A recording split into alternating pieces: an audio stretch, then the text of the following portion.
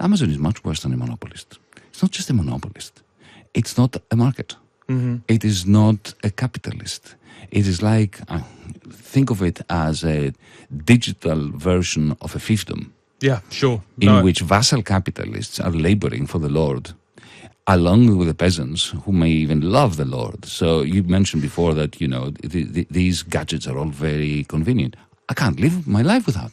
Tecnofeudalism, What Killed Capitalism, is the new book from the bestseller Yanis Varoufakis, the hugely recognisable Greek economist who was his country's finance minister in 2015. Varoufakis thinks there is a new power reshaping the world and reshaping all of our lives. So what is technofeudalism? Who is driving it? And is it bad for us and bad for democracy? Yanis Varoufakis, welcome to Times Radio. Thank you so much for having me, Hugo. Great pleasure to have you here. Look, this idea, the idea of techno-feudalism, the idea that we've sort of reverted to a feudal situation but with tech bosses as the new overlords, it's a fascinating idea. Tell us about it.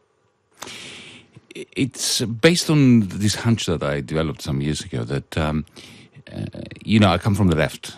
We are the losers of history. We leftists, as you very well know.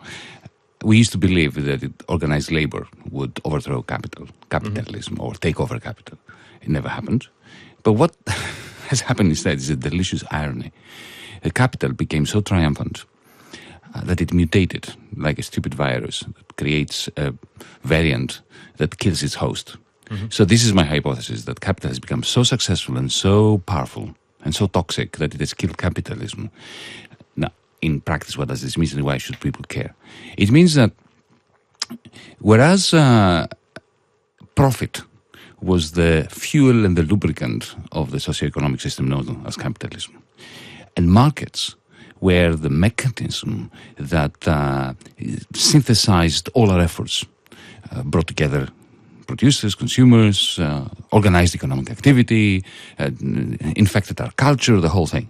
Now, we are moving away from profit, back to rent, which is the feudal form of wealth accumulation. To give people a sort of very concrete idea of what you're talking about, you're talking about, for example, the way, I don't know, on a really basic level, the way we would have a Netflix subscription rather than buy DVDs, the way we rent our music, the way we're less likely to own our homes. I mean, at what level do we do all this? Actually, allow me to put it slightly differently. Sure. Right. Once upon a time, Saatchi and Saatchi, the great advertisers, would create a poster or a TV ad. They would put the idea in your head that you wanted to buy something. Then you went out to a shop and you bought it from the actual shop that gets it from the producer directly. And the producer, the capitalist, would make a profit out of it. And profit would run the system.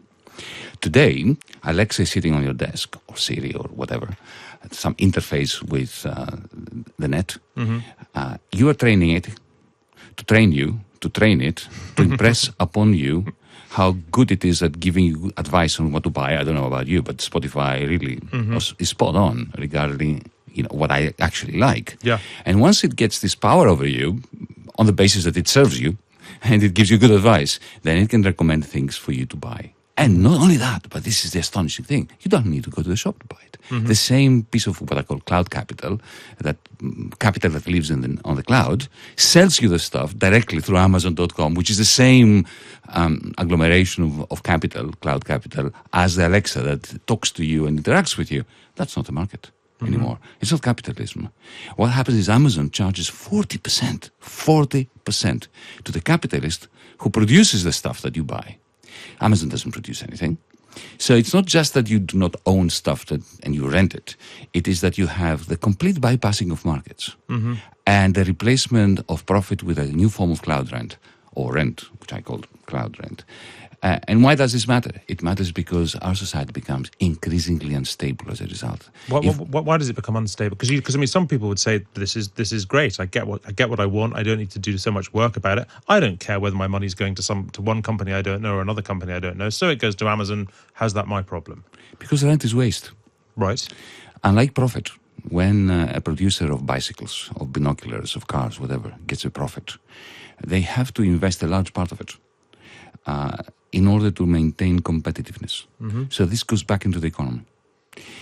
If you are a rentier, you collect rent in your sleep. Jeff Bezos doesn't need to do anything. Capitalists work for him. And when he gets this 40%, he just puts it away. He uses it to speculate in financial markets. It doesn't go back into investment into anything. But I mean, but for the consumer, this sort of thing feels like it has made life easier, right? It's made life cheaper, but it's made life cheaper. I use it. I can't live without. But it's made life cheaper as well. Of course. And so the waste feels intangible.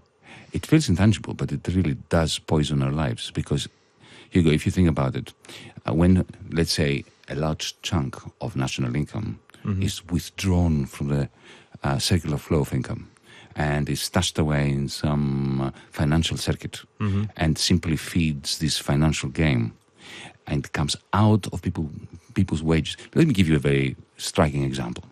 General Motors, Ford Motor Company, Siemens, Volkswagen, they pay all those corporations, old-style capitalist corporations, pay 85% of their revenues as wages, salaries and so on. Facebook, 1%. Yeah. Amazon, 1.5%. What happens to the rest is withdrawn.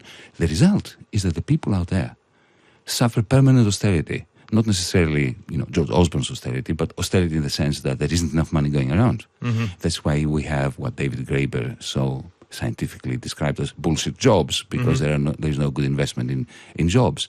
This is why central banks, like the Bank of England, cannot stop printing money, even if when they're trying to quantitatively tighten, because there is not enough money going around. So the state has to keep producing money, feeding even inflation. So if we feel today that there is a polycrisis, as Adultos has described it, that we have multiple crises, including the climate crisis, that, in my estimation, has to do with the fact that after 2008, governments tried to save the banks, and by printing something like $30 to $35 trillion, right? Remember Gordon Brown, April 2009, bringing together the G7 central banks. They started the printing presses. Now, that money was never invested in anything except cloud capital by the Bezoses and big tech. And the other big tech conglomerate revolution, of course, took place in China. Yeah. In my book, I try to explain the new Cold War between the US and China. I ignored issues of Taiwan and so on. I think this is absolutely irrelevant. Just a red herring. It's the clash of the two forms of cloud capital that are taking over the world, the American and the Chinese. And we here in Europe and in Britain are becoming increasingly sad, irrelevant entities. Well, that's another cheery point that we'll come on to in just a moment. But as a figure of the left, does this make you want capitalism back? I mean, does this make you nostalgic for capitalism? Does this make you think we need to rescue capitalism? Because that's a very counterintuitive position for you to find yourself in. I'm nostalgic about poetry, about drama, about art. I'm never nostalgic about a dead socioeconomic system. So if this was the 1770s, 1800s, would we be nostalgic of feudalism, which was dying? No. Let's move on. I'm just nostalgic of the idea of the liberal individual, and that I'm saying as a leftist. Yeah. Because the idea of, a nice ring fencing between your work life and your leisure, that's all gone now. But so does this make what you're talking about, this tecnofeudalism, this move from capitalism towards the situation that you've very eloquently described, does that make it harder? Does that? You're basically saying that makes it much harder, if not impossible, to then move towards socialism, social democracy in the manner that you would have always wanted to do. That's become a harder task now. You are right in an important sense. Social democracy is bank. It's finished. Right. I say this without any glee.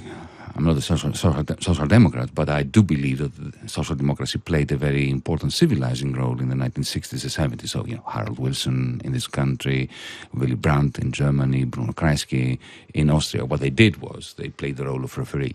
They brought into one large room the captains of industry, leaders of the auto industry, of steel making and so on one side, and the TUC, the organized labor, on the other, and they cut a deal between them whereby a chunk of the surpluses of the capitalists would fund the state, NHS and so on, and wages. That cannot happen now. But you'd think that would be easier to do now, because now it is absolutely, utterly impossible. But you'd think it's for relatively small countries in Europe, it's hard. In the United States, you'd think they could more easily cut a deal. The government could cut a deal with Amazon to reincorporate some of the money. No, is that not? Well, look at what's happening in the United States today. Lima Khan, who is the chair of the FTC, the Federal Trade Commission, is starting, I think she's very well-meaning and she's a very smart woman, and I wish her very well. She's starting a legal battle against Amazon. Yeah. But I think she's doing it the wrong way. Right. Because she's treating Amazon in the way that Teddy Roosevelt treated Standard Oil and Rockefeller back in the 1920s. Absolutely. As a monopolist that needs to be broken up. Amazon is much worse than a monopolist. It's not just a monopolist. It's not a market. It is not a capitalist. It is like, think of it as a digital version of a fiefdom. Yeah, sure. In which vassal capitalists are laboring for the Lord, along with the peasants who may even love the Lord. So you mentioned before that, these gadgets are all very convenient. I can't live my life without them. Yeah, sure. So we are voluntary servants, voluntary cloud serfs to these people. So, Lee McCann has her work cut out for her. So it makes sense. Sound huge. Look, for a quick recap, you were the Greek finance minister for 8 months in 2000. No, 5.5. Forgive me, 5.5 months. Terrible exaggeration. Just felt like longer. In 2015, having just been elected to Parliament with your country in deep recession, and your party was promising to renegotiate Greece's debt and curtail its austerity measures, and ultimately you resigned from your position and then from Parliament, having not been able to achieve what you'd set out to do. Hopefully that's a very quick summary of a big time, and hopefully it's reasonable. It's perfectly reasonable. Do the kind of developments you're talking about in this book make you think differently about that time? No, not at all, because that was a very brutish and antiquated kind of clash. Right. Greece, for 20 years after we started the process of joining the Eurozone, we became the archetypal case of vendor financing. So, to put it in crude but not misleading terms, Mercedes-Benz or Volkswagen were giving us the money to buy their cars. That's vendor financing. Yeah. It was their way of getting rid of surplus products and surplus money, and it was the way of the Greek bourgeoisie, ruling class state, to pretend that we were growing. And of course, this was never going to end well. The moment Lehman Brothers went under, Deutsche Bank went under, the financing stopped, and the bubble burst, and then we were bankrupt. And then the European Union, in its infinite wisdom, and our ruling class in its cruelty, decided to cover up the bankruptcy by taking on more loans, to pretend that we could repay our previous loans, which we couldn't, on conditions of austerity, of harsh austerity, unbelievable austerity, which was depleting the little incomes that couldn't repay the previous loans. And I stepped in there for one purpose: to cut this process dead, to stop this, to say we need to embrace our bankruptcy, we need to suffer the consequences of our bankruptcy, but no more loans, no more credit cards, pretending we are repaying the previous credit cards. And that is the only way of rebooting and restarting. And you don't need to be a left-winger to believe that. That's why I had a lot of support amongst the Tories in this country. Quite, yeah. How do you look back on that period? Do you look back on that period as you did the best you could do? Do you look back that you succeeded in some way, or that you entirely failed?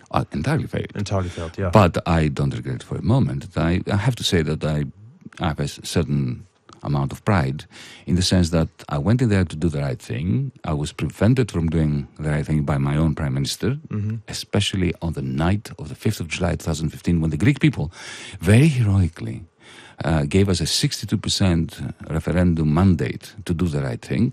The Prime Minister surrendered, and I resigned. And I think that there's something to be said about politicians who resign when they realize they cannot do what they promised their electorate they should do. Well, generally they'd have to resign an awful lot if that was the norm, wouldn't it? I agree. Your old party, Syriza, has just elected as leader Stefanos Kasselakis, who has no sort of real political career to date at all, and no parliamentary seat, and lived in Miami until earlier this year, and he's now the leader of the Greek opposition. Where does this leave sort of the left in Greece when you need a figure like this to come in and lead? In desperation. Right. There's no left. There's no left, really? I mean, we have I've started the party. Some time ago, we managed to get elected to parliament. We got 9 seats in 2019. We lost our seats last June, and instead there are 3 fascist parties sitting where we used to sit. The gentleman that you mentioned, I'm sure he's a very, very nice person, and I don't mind the fact that he lived in Miami. I used to live in Texas. Who am I to judge him on that? But I don't know him. Nobody had heard of him until this was the nearest you can get to a hostile takeover of a political party within 3 weeks by an unknown suitor. Yeah. But look, the night of that referendum that I mentioned before, when my colleague and Prime Minister effectively betrayed the mandate of the people, was the end of that party. And of the left of that party had managed to encourage, to reinforce and so on. Now what we have is a logical conclusion of that depoliticization of the left.